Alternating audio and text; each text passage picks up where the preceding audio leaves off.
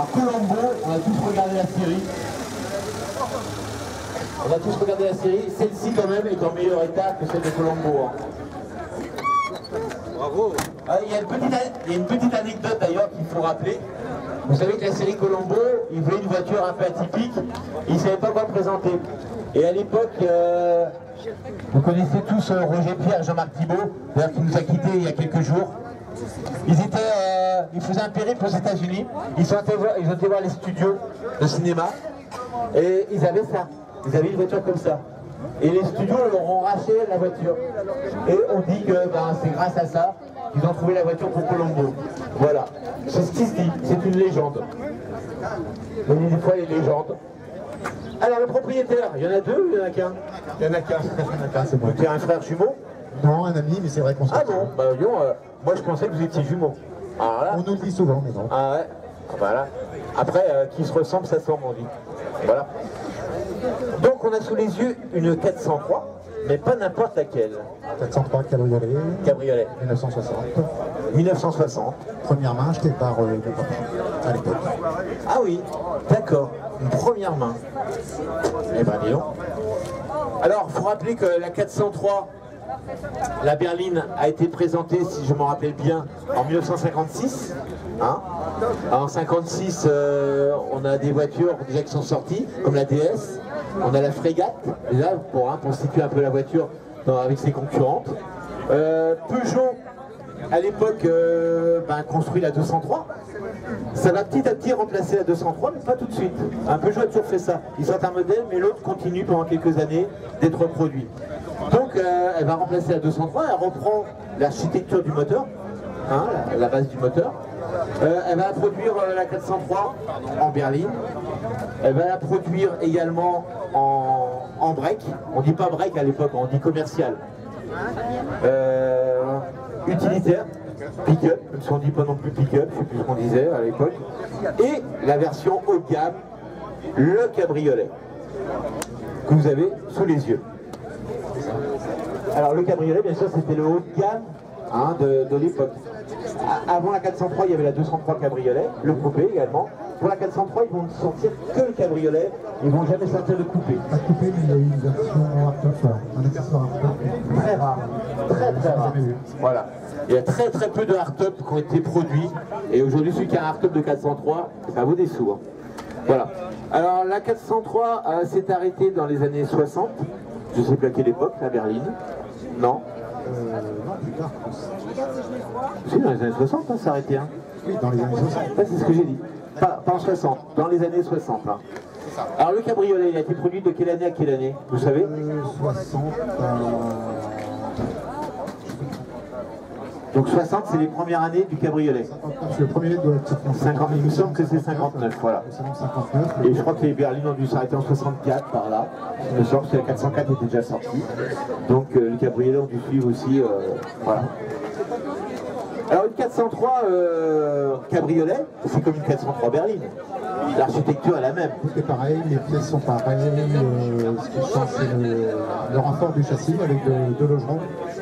Il y a du bruit derrière. Donc c'est une structure renforcée au niveau du châssis avec deux logerons pour compenser le fait qu'il n'y ait pas de toit. Il faut rappeler que bien sûr, comme beaucoup de voitures à l'époque, hein, c'est une monocoque. Et dès qu'on coupe le toit d'une voiture, qu'est-ce qui se passe? Eh ben ça plie. Une monocoque, c'est toute la coque qui fait la rigidité. Si vous coupez le toit, la voiture elle se plie. Donc il faut mettre des renforts. C'est pas d'ailleurs évident. Hein. Non, ce qui fait qu'il y en a beaucoup. Bien fort dans le micro. Hein, je dis, il n'y a pas beaucoup de modèles qui ont subsisté puisque la rouille se mettait dans les logerons et donc à l'usage ça plie quand même. On peut dire que les voitures à l'époque n'avaient pas de traitement anti-rouille, donc elles rouillaient facilement. Et les cabriolets, bien sûr, encore plus que les berlines. Aujourd'hui, trouver un cabriolet simple, ça ne doit pas être facile. Je ne sais pas combien il en reste dans le monde, mais il ne va pas rester beaucoup. 434, je crois, on a recensé entre 3 et 400. Entre 3 et 400. Sur les 2050 de plus. D'accord. Ça ne fait pas beaucoup. Hein. Alors celui-ci est un des premiers, hein, c'est ce qu'on disait. C'est ton beau-père qui l'a acheté. Mon père. 9, ton père, 9 à l'époque. Voilà. D'accord. Donc il est resté dans la famille. C'est ça. Donc tu en as hérité ou Non, je l'ai intéressé et puis d'accord. c'est moi qui l'ai récupéré. Donc je suppose que tu as plein de souvenirs d'enfance dans cette voiture. Plus dans la 404, parce que j'ai acheté une 404 pour le côté familial. Ouais. Plus pratique que ça. Ouais. Vous venez en gros peut-être Non, spécialement. Mais il a gardé le cabriolet. Il a pu le vendre, hein. Il l'a gardé. D'accord. J'ai la chance qu'il l'ait gardé. Bon. C'est sentimental en plus, hein, je pense. Voilà. Alors, une 403, c'est fiable, c'est ce qui aille bien avec les 403, enfin les Peugeot en général. C'est pas une Citroën. Une Citroën, c'était pas réputé fiable. Je parle pour les DS. Une 403, quand elle était mise en vente, la voiture elle avait fait des tests et des essais, la voiture était fiable. Et une Peugeot en général, quand on achète une Peugeot, on n'avait pas de problème. Fiabilité assurée. On a un pont qui est particulier à l'arrière, le pont à vis. Voilà, ça c'est une particularité des Peugeot. On va ouvrir le capot pour voir ce 4 cylindres. Je ne me rappelle plus la cylindrée, 1800 peut-être au moins. 1500 cm3, voilà. Voilà. Intérieur assez propre. C'est tout petit. Et ce 4 cylindres, qui est rustique bien sûr, mais qui est sans problème. Hein, on peut rouler en principe. Je ne sais pas combien de kilomètres elle a, c'est une voiture d'origine. 90 000 d'origine. Ah, vous entendez ça? Elle est de 60, c'est mon année de naissance. Elle a 90 000, comme moi. Elle fait 90 000 aussi. Donc elle n'a pas beaucoup roulé en fait cette voiture. C'est incroyable. Tu sais que tu as un objet rare là. On le dit. Parce que la 403 est un objet rare, mais là, dans cette configuration-là, première main et le kilométrage, 90 000, il n'y en a pas beaucoup. Hein. Il faut la garder précieusement. Donc tu roules beaucoup avec? Ou tu fais vraiment des petites sorties, ou tu sors en vacances avec entretien, voilà. La peinture a dû être refaite depuis 1960? Pas sûr. Pas sûr? Je suis pas sûr, je crois qu'il y a eu un voile sur une partie sur un panneau parce qu'il y a eu un personnage. Je pense quand même, je parle de métier, je pense qu'il doit y avoir un voile, peut-être ancien parce que la peinture, on voit qu'elle date, mais je pense que oui. Hein. Ou alors la peinture, elle s'est bien conservée. Mais je pense qu'il doit y avoir un voile. C'est sa couleur d'origine parce qu'on en a vu beaucoup de cette couleur-là. Hein, ce blanc cassé. Ivoire. Voilà, ivoire. Voilà, avec le volant assorti. Bizarrement à l'époque, aujourd'hui quand on voit un volant comme ça, ivoire ou blanc, les gens ils disent « Ah, c'est rare ». Non, parce qu'à l'époque justement, les volants noirs étaient très rares. Il n'y avait pas très peu de volants noirs. Quand vous regardez une Panhard, par exemple il y a une Panhard là, c'est un volant blanc. La 4 chevaux, c'est un volant blanc. Voilà, c'était la... Je peux, je n'ai pas demandé. Ah, elle était ouverte. Voilà. Alors, pour tester un cabriolet, savoir s'il est fatigué ou pas, en général, vous ouvrez la porte et vous appuyez sur l'aile arrière. Là, je ne le ferai pas, bien sûr. Et si l'aile arrière bouge et pas l'avant, c'est que la structure, elle est... vous voyez? Mais c'est un test. D'ailleurs, souvent, il faut fermer la porte après. Alors, des grands sièges très larges, on peut même se mettre à 3, je pense. Surtout deux sièges indépendants, alors que sur les dernières, c'est une banquette. C'était une banquette, c'est vrai. Parce que bien sûr, le levier est au volant, ce qui permet d'avoir un passager au milieu éventuellement. Hein. Pas sur un long voyage, mais ça permet de 3 de front.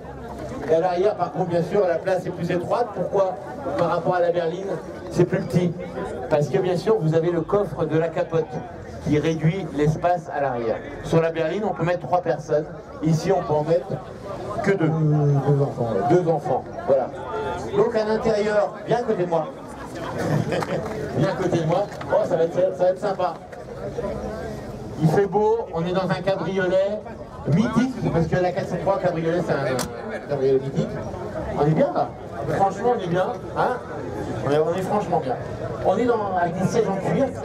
Ah, bien sûr, ils sont un peu fatigués, mais ils sont bien patinés. Voilà, c'est le mot. À l'arrière, c'est relativement en bon état. La capote, on va pas la sortir, mais elle est de quelle couleur? Elle doit être noire. Elle était noire d'origine, elle est un petit grise maintenant. Elle est un peu blanchie, comme toutes les capotes hein, qui ont un certain âge, elle est d'origine, comme tu dis. On a le levier de vitesse, comme je le disais, c'est la grande mode dans les années 50. C'est la mode américaine, le levier de vitesse au volant. Et c'est très bien, je ne sais pas pourquoi ça a disparu. Parce qu'on a vraiment, avec 2 doigts, on peut passer des vitesses. Hein, et sans quitter la main, forcément, la... D'ailleurs, on reviendra au levier de vitesse. Il y a même des kits hein, pour adapter un levier au plancher. C'était plus sportif. Voilà. Mais moi, j'adore le levier de vitesse au volant. C'est un coup à prendre. Les normes n'étaient pas passées par là, c'était le clignotant est à droite. Alors maintenant, il est plus à gauche. Ah oui, ouais, c'est vrai qu'il y a un tas de petits réflexes à reprendre. On a un tableau de bord qui est assez complet quand même, hein, parce que bien sûr on a le carburant, bien sûr. On a un thermomètre d'eau, hein. On appelle ça pas un thermomètre, mais un ampèremètre, voilà. Parce qu'à l'époque les batteries, c'est du 6 volts, hein, je me rappelle, non? C'est déjà du 12. Beaucoup de batteries étaient en 6 volts, bon c'était un peu... les dynamos ne changeaient pas comme les alternateurs. Et la petite pendule. Alors la petite pendule, bon, elle est un peu petite quand même. Elle n'est pas à l'heure. Ils auraient pu faire une petite pendule plus sympa, mais c'est déjà bien. Ça a dû te rajouter, c'est un appel de phare. C'est un appel de phare. Et on a tous les petits interrupteurs ici. Alors on doit avoir un démarreur et un starter. Un starter, je le vois ici, AS. Voilà. Le démarreur, c'est le petit bouton. Ça fait très course. Hein. Ici, on a un autre petit bouton. Je sais plus ce que c'est. Pour mettre le compteur à 0, peut-être. Hein, parce qu'on a un compteur kilométrique et puis aussi un compteur journalier. On a ici AS. Je pense que c'est pas l'anti-brouillard. Ouais. Il y a des anti-brouillards. On n'a pas fait le tour de la voiture, oui. Ici, essuie-vitre. Essuie-vitre. Voilà. Et encore un autre petit bouton là, qui est un peu plus petit que les autres. Tu connais pas ta voiture. Et petit détail, on a encore l'ouverture de capot, peut-être ici. Elle est à droite, voilà. Et ça, c'est... Bon, tu conduis pas assez ta voiture. On a un très beau poste, qui doit être d'époque, oui. Avec c'est le haut-parleur, c'est magnifique, franchement, c'est très très beau. Hein, ça fait jukebox un peu. Vous trouvez pas, madame? Regardez, c'est beau. Non, mais approchez-vous, hein, n'ayez pas peur. Approchez-vous. Non, toutes les deux, regardez, c'est très beau. Hein, ouais. Vous avez connu les 403? Non, non. Bah, celle-là. Celle-là.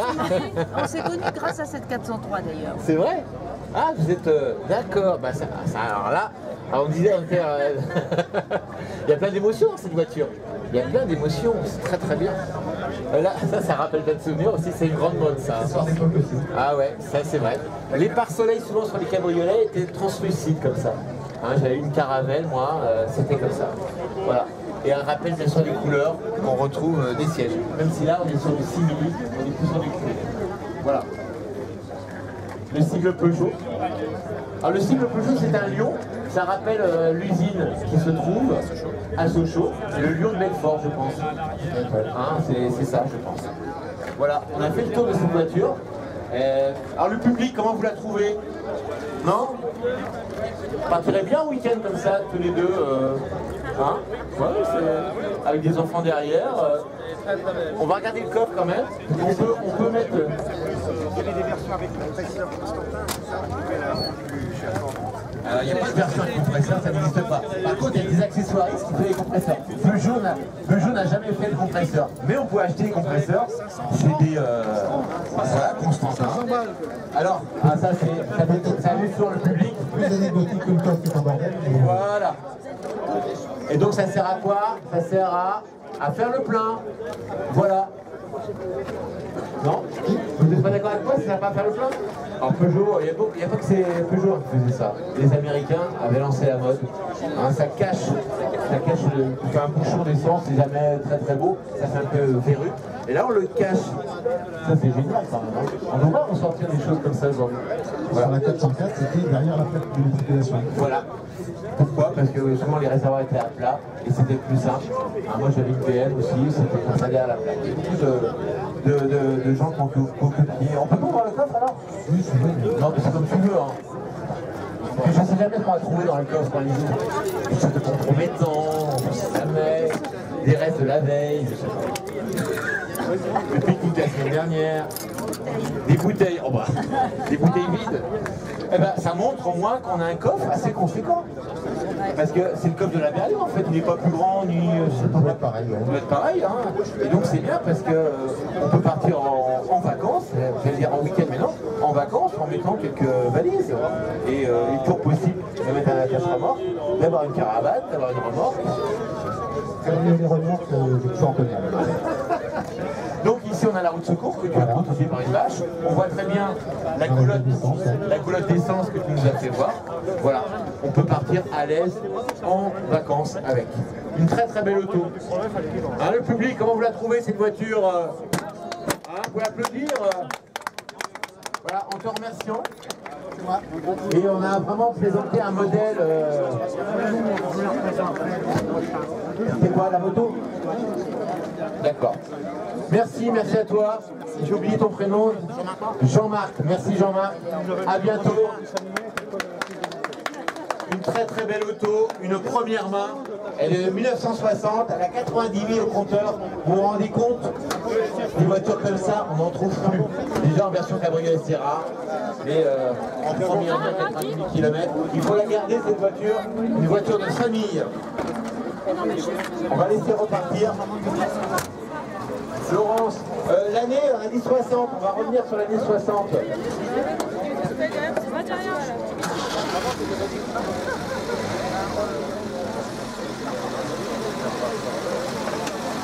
Alors 1960, bravo, vous pouvez l'applaudir. Regardez cette famille, regardez, c'est pas beau ça, regardez-moi ça.